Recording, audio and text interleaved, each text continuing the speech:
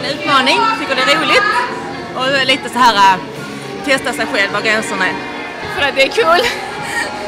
Och man har jätteroligt faktiskt. Det är det bästa jag gjorde. Jätteroligt. Det är vansinnigt roligt. Jag är lite spinningnörd och detta är liksom höjdpunkten på året. När vi får sitta och gnida kumpen i 4,5 timmar. Det är jättehärligt.